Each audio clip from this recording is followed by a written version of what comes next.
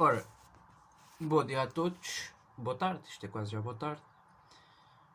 Entramos em 2021, quero desde já endereçar a todos os que me acompanham no canal e os que virem pela primeira vez um feliz ano de 2021, que tudo vos corra pelo melhor, um próspero ano. Um ano em que este vírus se vai embora, que é aquilo que nós acredito que todos nós portugueses e no mundo inteiro em geral nós desejamos neste ano de 2021. E já agora em relação ao futebol, que os adeptos possam regressar aos estádios, que isso é que faz parte da grande essência do futebol, que é os adeptos. Futebol sem adeptos nunca é nem nunca será a mesma coisa, porque falta sempre aquele outro lado do futebol, que é o lado da festa, do festejo do golo.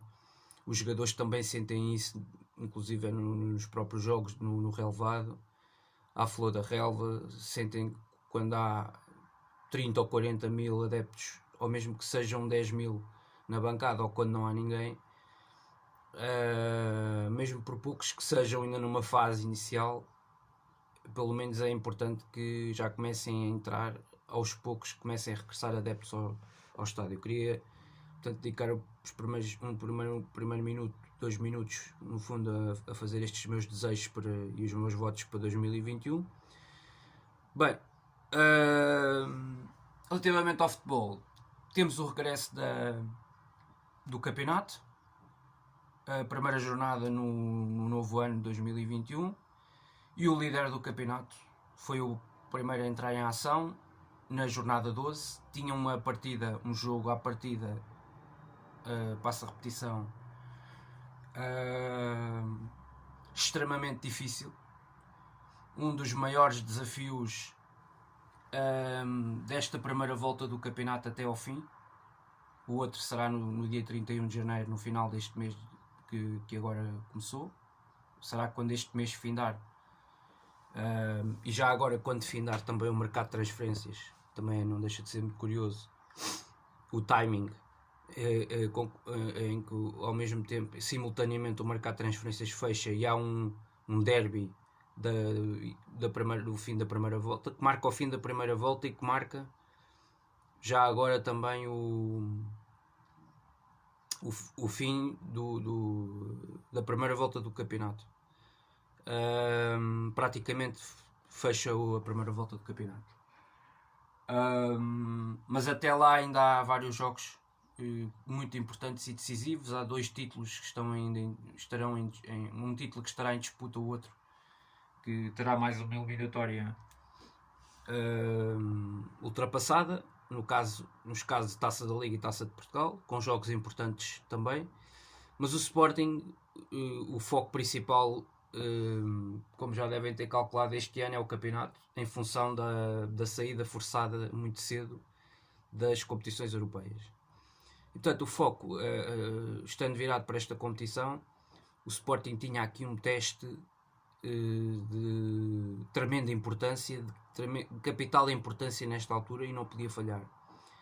E isto era um teste também de estofo à liderança desta equipa, à capacidade que esta equipa teria de mostrar de uma forma rigorosa, criteriosa e clara dentro do campo as suas qualidades, as suas capacidades. A realidade é que quem acompanhou o jogo, não poderá dizer que houve muita qualidade da parte do Sporting do ponto de vista da qualidade de jogo mostrada dentro do campo, como aliás nos últimos 2-3 jogos já de 2020 isso também não foi patenteado. Portanto, muita dificuldade, um Sporting Braga que aos poucos se soltou dentro do próprio jogo, conseguiu encontrar o caminho para no fundo, conseguir entender e perceber quais são as fragilidades deste Sporting, que se vem arrastando há várias jornadas seguidas. E eu sempre achei que o Sporting Clube Braga ia ter os seus momentos chave para vencer em Alvalade. A realidade é que o Braga não pode ser uma equipa tão perdulária, e por isso é que o Braga está 8 pontos atrás do Sporting, porque é uma equipa que, a meu ver, parece-me que, embora tenha um dos melhores atacantes avançados como lhe quiserem chamar, neste campeonato, é um jogador que nestes jogos grandes por vezes deixa um pouco a desejar. Já na Luz também não gostei muito da exibição do Paulinho no geral.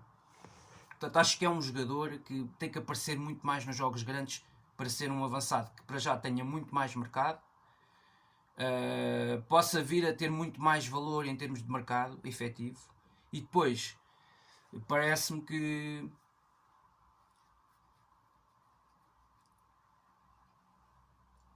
aquela máquina ofensiva do Braga está a carburar muito bem, está a criar várias chances, está com essas dinâmicas, mas depois é uma equipa que tem que ser mais eficaz. Talvez tenha que contratar jogadores com mais eficácia no ataque, se calhar a pontas de lança mais matadores, ou um avançado diferente para jogar, quiçá até na frente de ataque com o Paulinho. Poderia permitir este Sporting Clube Braga ser uma equipa mais, penso eu, que para este ano, se o Braga não quiser descolar, tem agora aqui uma boa oportunidade no mês de janeiro para se reforçar com um jogador que faça a diferença. Eu não percebo uma equipa que vendeu um jogador por 31 milhões de euros no verão passado não ter aproveitado essa maquia para ir uma equipa que ainda vai receber mais 15 milhões do Ruben Amorim, do treinador, que perdeu já no decorrer do ano passado. Não consigo entender como é que não investe num jogador diferenciado do Paulinho, mas que tenha golo e que tenha capacidade para jogar na frente com o Paulinho. Que eu acho que este Braga, com os jogadores que tem nas alas, com os laterais que projetam-se muito na frente, deveria aproveitar e jogar com 2 homens na frente. Acho que neste sistema do Carvalhal, penso que isso faz sentido. Já o ano passado achava um pouco isso com o Ruben Amorim, mas com o Carvalhal ainda acho mais. Até por aquilo que vimos no Carvalhal o ano passado no Rio Ave. Dito isto, o Braga foi perdulário, continua a ser perdulário nos jogos grandes. Eu concordo plenamente, o Braga teve 4 chances claras neste jogo para poder fazer a diferença. Quer dizer, só o Ricardo Horta teve 3. O Ricardo Horta é também a mesma coisa, quer dizer, no Bessa faz uma excelente exibição, faz golos, faz assistências. Eu não consigo entender com a exibição que fez o Yuri Medeiros. O Galeno não jogava há 3 ou 4 jogos. Não consigo entender como é que o Yuri Medeiros de repente sai do 11 inicial da equipa. São questões que também podiam ter feito, que os jornalistas não vi diga-me que tenha feito estas questões ao Carlos Carvalhal ontem. Porque é que o Galeno, que estava há 3 jogos fora, e que se percebeu claramente durante o jogo que não estava para aquilo, eu não percebo porque é que ele demora tanto tempo para tirar o Galeno e para meter em campo o Yuri Medeiros, que na última segunda-feira no Bessa, no último jogo do ano, tinha sido dos melhores jogadores do Sporting Braga em ação. Portanto, não consigo perceber, não consegui entender muito bem. Quando eu vejo o 11 inicial do Braga, vejo o Galeno, até estranhei, porque a jogar com o Sporting, depois da exibição que o Yuri fez no Estádio da Luz, da exibição que o Yuri Medeiros fez no Bessa, não consegui entender a saída do Yuri Medeiros do 11 inicial do Braga. Acho que neste momento o Yuri dá mais à equipa fisicamente e ofensivamente do que propriamente o brasileiro, o Galeno, que já esteve numa muito melhor fase em termos físicos esta temporada. Percebeu-se até que nos piques que ele discutiu com o Porro, o Porro ganhou a maior parte deles. O Galeno não estava em grandes condições, pareceu-me claramente isso no jogo, e percebeu-se isso nos primeiros 45 minutos. Portanto, não entendo como é que o Yuri Medeiros só entra para aí aos 65, 70 minutos. É este tipo de coisas que depois este treinador vai se queixar, não fomos eficazes. Não, é este tipo de mexidas às vezes que se fazem nas equipas. Uma equipa que está a ganhar, que espetou 4 no Bessa, com uma exibição fabulosa do Yuri Medeiros. Não consigo entender como é que se tirou o Yuri Medeiros. Portanto, eu acho que o Carvalhal pode olhar para isso e não olhar para outros aspectos do jogo. Que eu penso que o Braga tem pecado na finalização, isso é evidente. Já se sabia que o Sporting ontem não ia ser o Boa Vista no Bessa, não é? O Sporting não é o Boa Vista, obviamente, não é? Isto era um teste também completamente diferente. Eu acho que o Braga não levou muito a sério esta exigência de um teste destes. Pensou que vinha jogar Alvalade como se só estivesse a jogar no Bessa, e as coisas não são assim. Nem sequer este Sporting é o Benfica que o Braga foi defrontar à Luz. com aqueles erros sucessivos daquela defesa, o Otamendi, o meio campo do Benfica completamente um passador, o guarda-redes inclusive numa noite em que esteve completamente instável, mas toda a equipa do Benfica defensivamente deu uma data de casas, foi uma quantidade de erros brutais. No Dragão não se tinha visto, por exemplo, nada disto frente ao Futebol Clube do Porto. E em Alvalade, frente ao Sporting, era de esperar um teste extremamente exigente para o Braga. Quer dizer, que o Braga, eu penso que não o preparou muito bem numa fase inicial. Teve o problema dos centrais. Agora é que eu consigo perceber, depois deste jogo que eu vi e acompanhei, que o Bruno Viana e o David Carmo, porque é que são titulares quando estão em condições neste Sporting Braga, no centro da defesa? É porque realmente Raul Silva e Rolando então, eu não sei o que é que ainda faz numa equipa de Primeira Liga como um Braga, com as exigências de um Braga, muito sinceramente. Também não sei o que é que se passou com o Vítor Turmena. Relativamente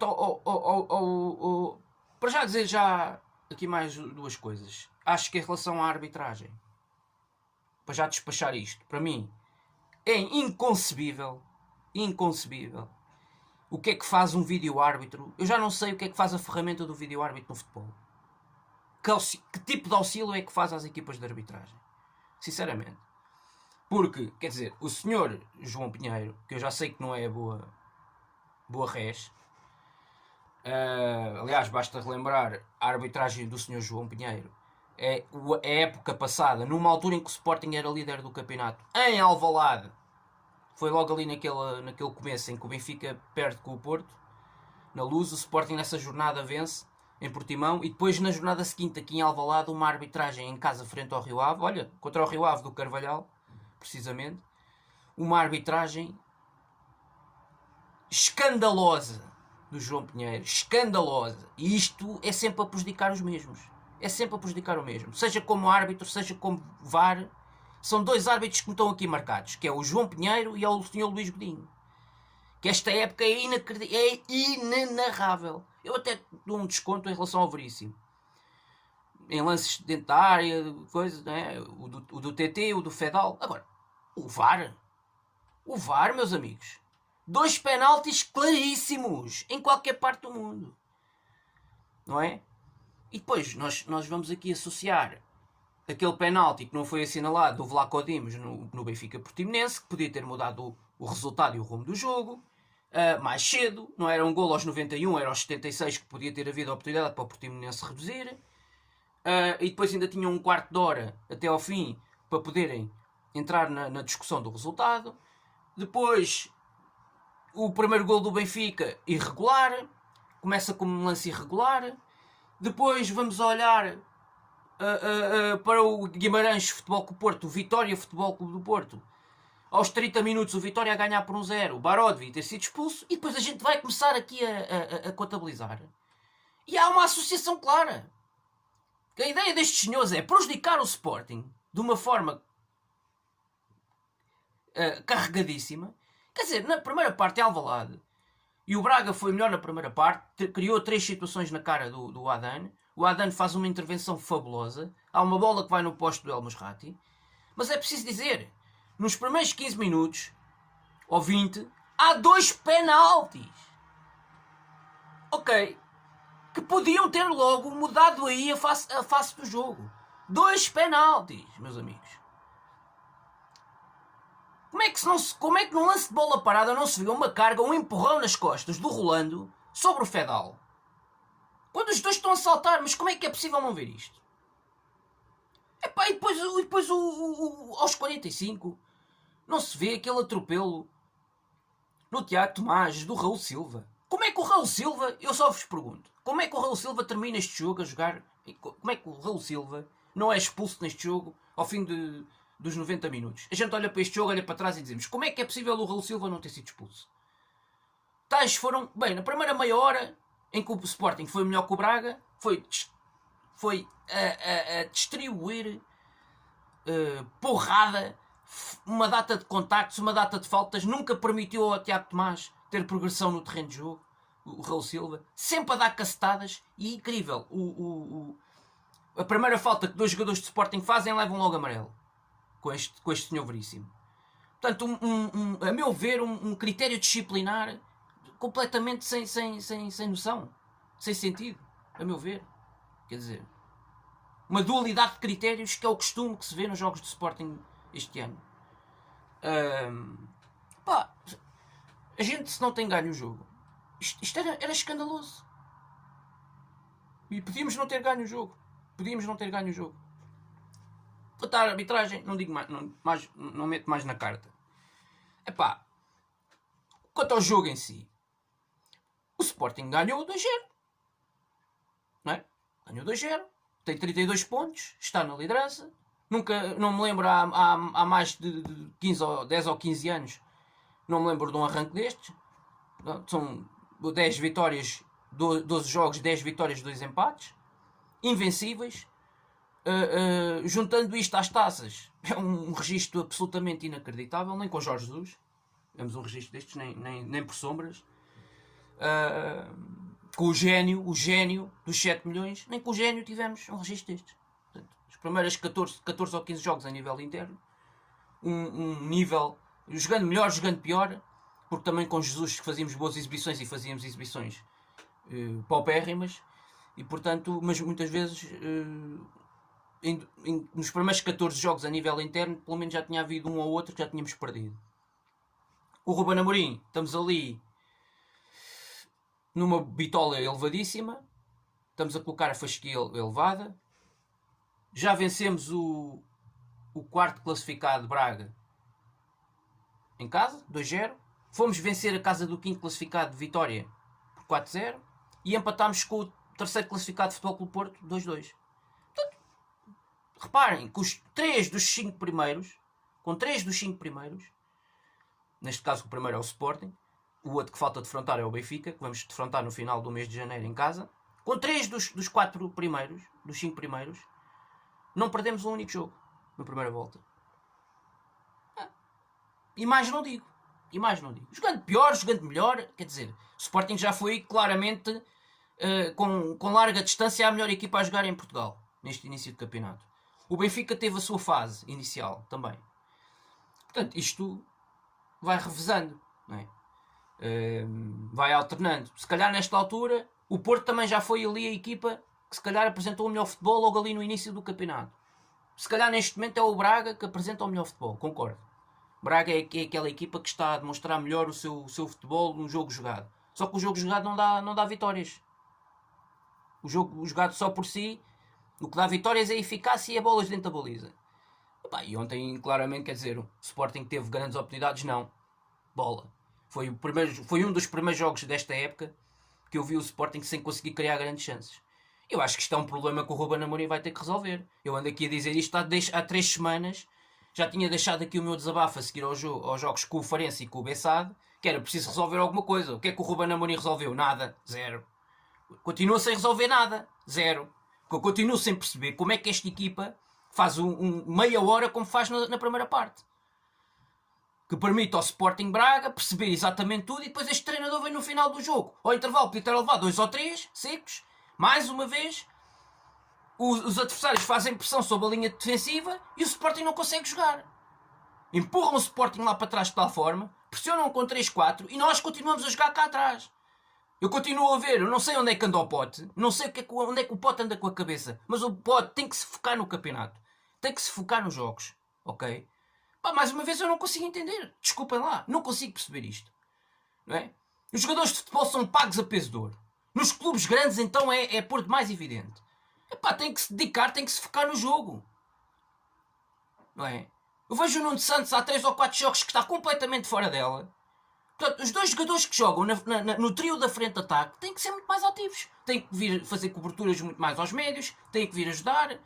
Porque o Sporting Braga já sabia que jogava com superioridade no meio campo. Superioridade numérica. 3 jogadores para 2 do Sporting. Depois as dinâmicas têm que a meu ver, quer dizer, acho que é muito óbvio que as dinâmicas têm que convergir.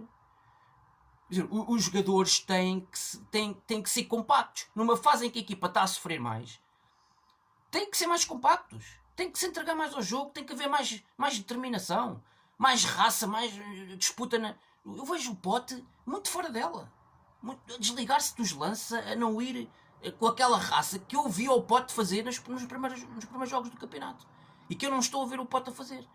E depois, isto depois alastra-se a mais um ou outro jogador. O Tiago Tomás também fez muito pouco isto no jogo.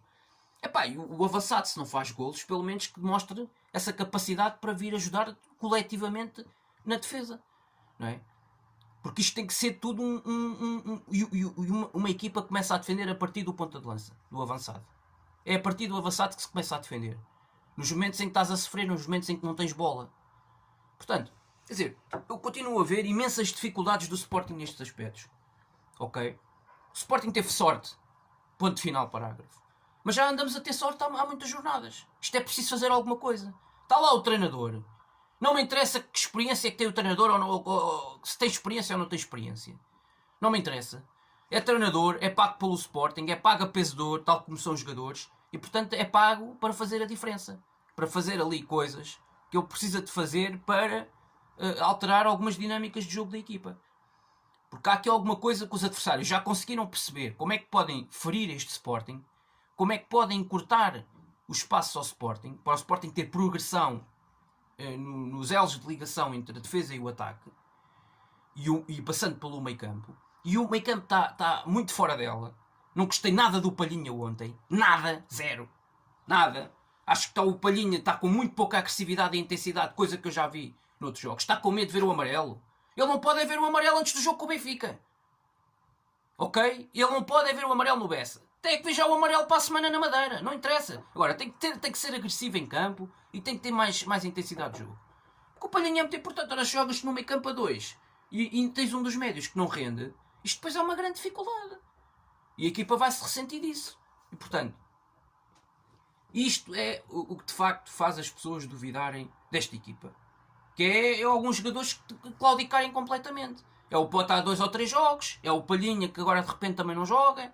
É o João Mário que faz um jogo bom, um jogo mais ou menos. Quer dizer, isto não pode ser. Os jogadores têm que estar ligados à corrente. Isto é um candidato ao título. Não é? Isto é uma equipa que está só a lutar pelo campeonato. Não tem cansaço. Qual cansaço? Qual é o cansaço que temos se jogamos de 7 em 7 dias, 8 em 8 dias? Portanto, epá, isto é preciso o Emanuel Ferro. Eu volto a repetir. O que é que o Emanuel Ferro está ali a fazer? Está ali só para vir para ostentar um coisa qualquer de treinador de futebol profissional, para dizer que ele é treinador e o Ruben Amorim não tem o curso no final dos jogos. É para isto que serve o Emanuel Ferro? Eu não percebo, pá. Não percebo. Está aqui qualquer coisa. Há aqui coisas que é preciso corrigir. Pois acho que na segunda parte tivemos também de eficácia. Agora, nós tivemos eficácia e o Braga não teve. Quer dizer, o Braga tem boas dinâmicas, é uma equipa que está bem trabalhada. O Ricardo Horta está a fazer mais uma época de tremendíssima qualidade. Eu não percebo como é que o Ricardo Horta, devo confessar, não vai à seleção. Não entendo como é que o Ricardo Horta, mais do que não ir à seleção, como é que Ricardo Horta, como é que não há clubes na Europa a olharem para este jogador e para o nível e para a qualidade. São várias épocas a este nível. É um jogador que tem existências, é um jogador que tem golo. Já a época passada tinha feito uma boa época no Braga. O Paulinho, praticamente ontem também nunca apareceu. Raramente. Fez aquele gol no início de segunda parte, mas era um lance em que estava em posição irregular. Sempre muito apagado o Paulinho, né? Nestes grandes jogos.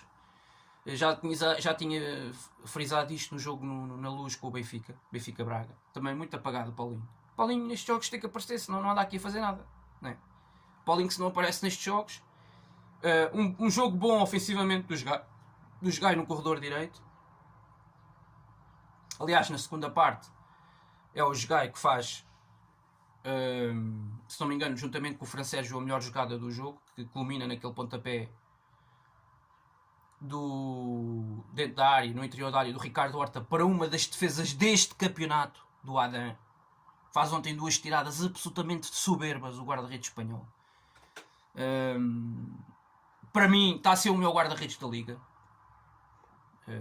Desculpem os fãs e os aficionados do Marchesino, mas quer dizer, este Adam, por amor de Deus, faz ontem 2 tiradas. Teve um erro em Famalicão. De resto, tem sido absolutamente imperial. São 2 jornadas seguidas a fazer defesas absolutamente decisivas. Tem sido intransponível. Mas ainda voltando ao Braga, o Musrati ontem tinha feito, para mim foi um dos melhores jogadores no Estádio da Luz, fez um jogo completamente aberrante, completamente desaparecido no meio campo. Foi o pior elemento do meio campo. Também o João Novaes também desapareceu um bocadinho. O João Novaes nunca teve grandes hipóteses com o Palhinha. Mesmo o Palhinha não fazendo um grande jogo, quase sempre soube controlar os movimentos do João Novaes.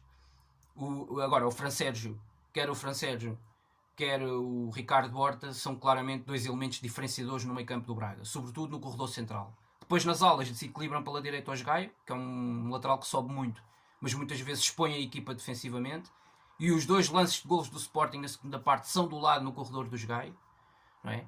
Porque o Gaio estava onde estava, no meio campo, e a equipa a sofrer contra-ataques e a levar com 2 golos. O cruzamento do Nuno Mendes é da esquerda, e no corredor do Nuno Mendes é onde começa a jogada do segundo gol, com aquela cavalgada do Sporar, que aliás eu acho que o Sporting acaba com este jogo na segunda parte, com 2 peças que vêm a partir do banco.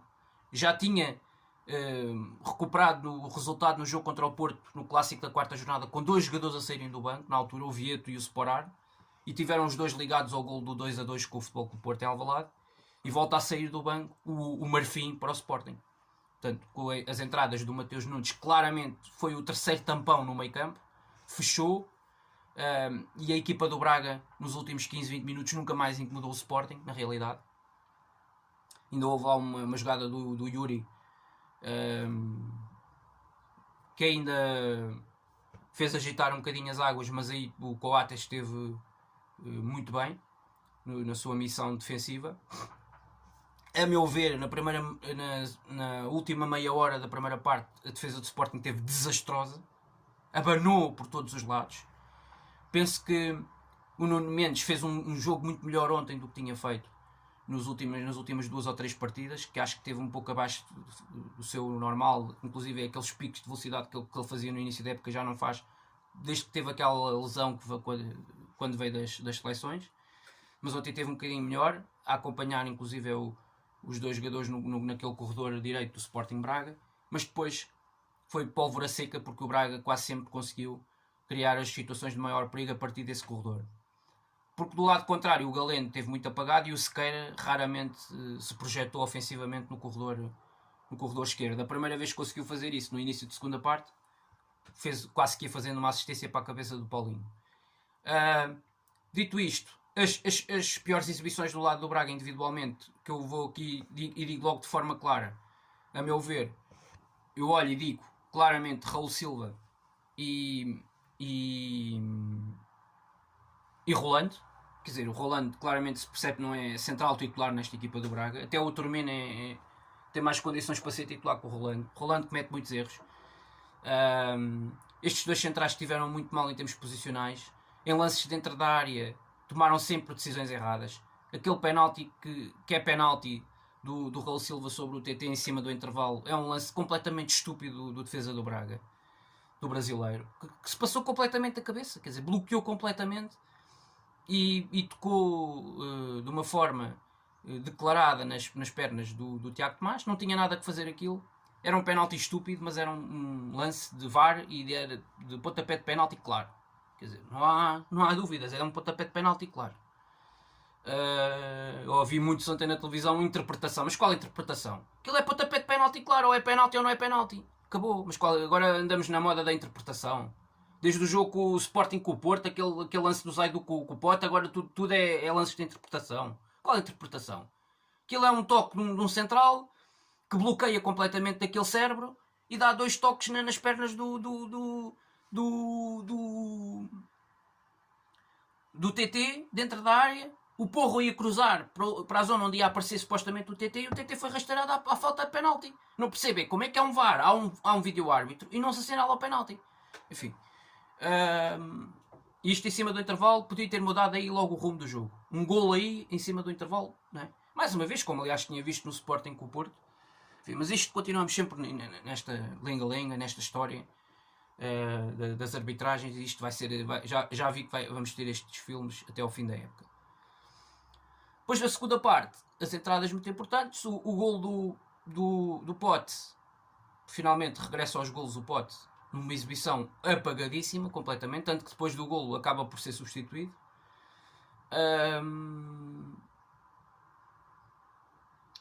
O gol do Pote é uma jogada até muito bonita. O Nuno Mendes recebe na esquerda, flete para dentro, um excelente cruzamento. O Nuno Santos dá um toque de grande categoria. O Nuno Santos, mesmo quando não joga muito bem, tem esta capacidade, ou faz gols ou faz assistências. Ele oferece estas duas coisas, estas duas situações de jogo. E o ataque do Sporting realmente tem muitíssima mobilidade. E oferece toca para dentro, onde aparece muito bem o Pote. A defensiva do Braga completamente desequilibrada, e o Pote sem dar apelo nem agrado, a meter a bolinha lá dentro, e a dizer ao Mateus Magalhães: vai buscá-la, Mateus. E de facto foi buscá-la. Isto foi a passagem para aí dos 58 minutos, e a partir daí o jogo muda completamente de feição. O Sporting Braga ainda tem uma grande oportunidade pelos pés do Ricardo Horta para a grande defesa, a meu ver, do top 5 das defesas deste campeonato, do Adam. Uma defesa, sobretudo,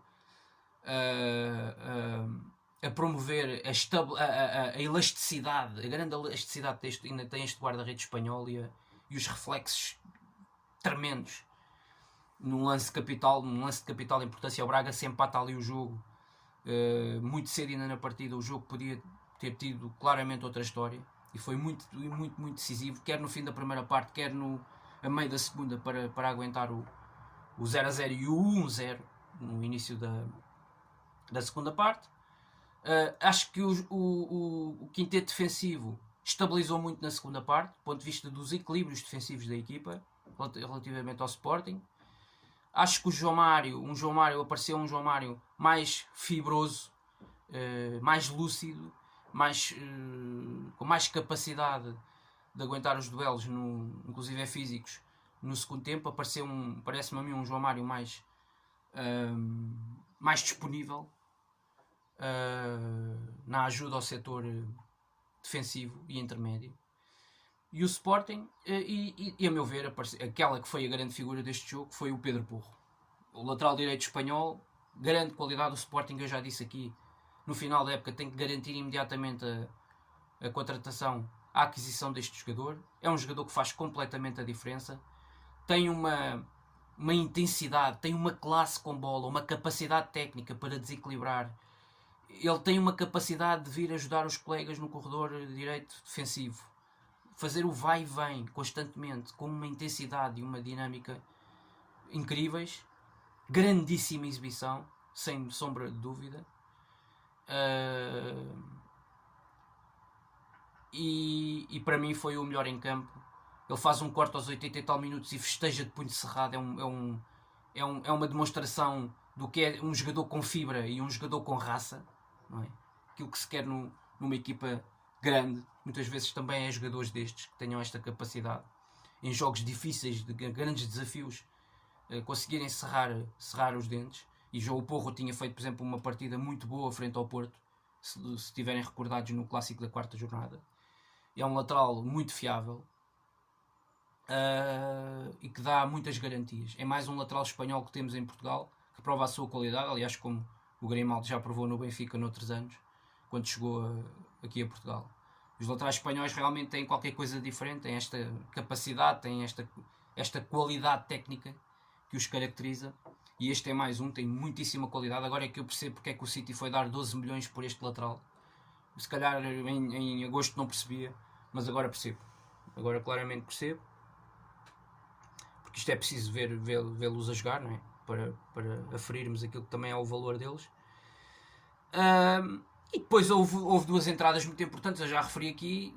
Aí eu acho que o Ruben Amorim ganhou o jogo ao Carvalhal, foi nas mexidas, nas substituições. Lançou o Mateus Nunes, fechou, colocou um tampão na zona do meio campo, e nunca mais, e secou completamente todas as iniciativas do Braga que houve a partir daí até nos últimos 15-20 minutos da segunda parte. Completamente, com o jogo controlado. Depois o Sporting acaba por chegar ao 2-0 num lance de uma contraofensiva. Muito bem o Sporar a receber a bola no meio campo, uma entrada fortíssima do Sporar, com uma finta de corpo, um drible de corpo, a fintar, a simular sobre um adversário, retira logo da jogada no meio campo, com uma simulação de corpo, e depois vai evoluindo pelo corredor esquerdo, passa por 2 jogadores com uma cavalgada brutal. Sporar. Foi um dos melhores movimentos no jogo do Sporar. E foi um dos melhores movimentos do Sporar, eu diria mesmo até esta época, que eu tenha visto deste jogador, a explorar muito bem essa menor frescura física que o lado direito da defesa do Braga já apresentava na ponta final do jogo. Explorou muito bem esse momento. O Mateus Nunes apareceu muito bem a servir como o falso ala direito dentro da área, nesse lance, na discussão desse lance. O Mateus Magalhães faz a defesa possível ali. O remate é muito à queima-roupa e é um pontapé que vai muito violento, com muita colocação. E depois sobra a recarga. Os ressaltos e as recargas também contam no futebol. E cada vez há mais golos também dessa forma, a acontecerem assim. Ou com desvios em jogadores que depois acabam por trair a trajetória do guarda-redes. Cada vez vemos mais golos destes no futebol nacional e no futebol internacional. Faz parte. E aí eu acho que não há culpas do Mateus Magalhães. Aí há mais responsabilidades do setor defensivo todo do Sporting Braga, no seu todo, no seu geral. E depois o Mateus Nunes aparece muito bem, faz a sua estreia a marcar no campeonato este ano. Ainda não tinha marcado. Faz um bom golo e mata a partida. Para mim, aos 78 minutos acabou o jogo, né? 2-0. Um jogo muito sofrível, muito difícil, mas ganho,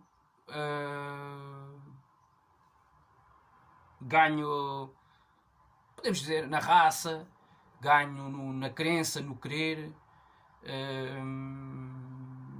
e numa equipa que me parece que soube gerir melhor os vários momentos do jogo na segunda parte do que o Braga. Eu acho que o Braga carregou muito a nota na primeira parte, sobretudo nos últimos 15, 20 minutos, mas depois na segunda parte apareceu já muito diferente, mesmo no início da segunda parte. Teve aquela situação do Paulinho, é verdade, teve aquela bola do Ricardo Horta, ainda teve aquele ameaço do Yuri, mas pouca coisa, não teve nada a ver com aquilo que o Braga conseguiu fazer na primeira parte, a meu ver. Um Braga que depois mostrou mais fragilidades, e estas fragilidades que se calhar privam o Sporting Clube Braga de lutar pelo título, portanto, ao mesmo nível dos outros, parece-me a mim. Eu acho que Salvador vai ter que perceber isto. Falta ao Braga mais jogadores de categoria que façam claramente a diferença. É preciso o Braga gastar mais dinheiro com este plantel, para o Braga, quiçá, dentro de um ano ou dois, estar a lutar pelo título com estes jogadores, acrescentando aqui jogadores, um ou outro, ou dois ou três, de muitíssima qualidade. Mais qualidade preciso gastar mais dinheiro, como é evidente, e acho que está a faltar ao Braga isso, para o Braga realmente. Agora, o Braga, se ganhar os outros jogos todos e não ganhar com os rivais diretos, no fundo, pode chegar ao fim do campeonato. O problema é que o Braga, por exemplo, vai ao Bessade, perde em 45 minutos, deita tudo a perder, já está a perder 2-0 e está praticamente arrumado, não é? Depois vê um defesa seu ser expulso. Em casa com Santa Clara perde 1-0. E o problema do Braga é que não é só os jogos com os grandes, é depois estes jogos também. Não é só o perder no Dragão e em Alvalade, é estes jogos, esses outros jogos que o Braga perdeu. Esse é que é o problema do Braga. Por isso é que o Braga está a 8 pontos à 12ª jornada do primeiro classificado. Isto é a mesma história de sempre. O ano passado o Sapinto estava exatamente nesta situação do Carvalhal. Uma boa campanha europeia, mas o campeonato 8 pontos do primeiro classificado. E isto é muito complicado, não é? Isto é muito complicado. E o Braga, todos os anos andamos aqui sempre a falar da mesma situação, do mesmo problema com que o Braga se confronta. Falta ao Braga jogadores com outra capacidade para fazer a diferença. Há um Horta em excelente plano, há um Paulinho em bom plano, há um Yuri em excelente plano. Faltam mais jogadores com mais qualidade ainda ao Braga. Quando eu digo faltam jogadores com mais qualidade ao Braga, faltam Corona ao Braga, por exemplo. Falta ao Braga um Taremi, se calhar. Um Taremi, que é um excelente complemento, como se tem visto no Porto ao Marega. Eu acho que falta isto ao Braga. Faltam determinados jogadores em determinadas posições específicas do terreno que podiam beneficiar muito melhor este jogo do Carvalhal, este sistema tático, e podiam tornar esta equipa muito mais perigosa. E portanto, ao meu ver, ela não é mais perigosa exatamente por estas características que eu aqui enumerei. E depois, se calhar, falta ao Carvalhal mais tempo para criar aqui mais algumas dinâmicas no Sporting Braga. Agora, o Braga, nos jogos de maior exigência esta época, a verdade é essa. Foi ao Leicester, apanhou 4. Vai ao Alvalade, apanha 2. Sem o Sporting, sem o Sporting criar muitas chances. Vai ao Dragão, apanha 3. E o Braga tem este problema. Mesmo na Luz, ganha 3-2, sofre 2 golos. O Braga tem este problema. É que, defensivamente, tem um problema que eu ando aqui a dizer desde agosto, que achava que o Braga, dos 4 primeiros, era o que tinha a defesa mais fraca da Liga. E então, quando tira os 2 titulares e mete os 2 suplentes, aí eu ai Jesus. E portanto, provavelmente vai ficar mais distante também de Porto e Benfica, porque eu não estou a ver o Porto e o Benfica hoje. Benfica até pode acontecer nos Açores, mas o Porto duvido, em casa com o Moreirense, com este Moreirense que vai ao Dragão sem treinador. Sinceramente, o Porto, se não golear, eu ficarei muito espantado. Se o Porto não golear, estranharei bastante, porque eu não estou a imaginar o Moreirense que vinha em Alvalade. Devo já dizer, não estou a ver o Moreirense que vai a Alvalade jogar no Dragão. O Moreirense com o Ricardo Soares podia ter apanhado 4. Ora, isto foi a análise da jornada 12. Terei que agora me ir embora e ausentar. O resto do bom fim de semana a todos e saudações leoninas.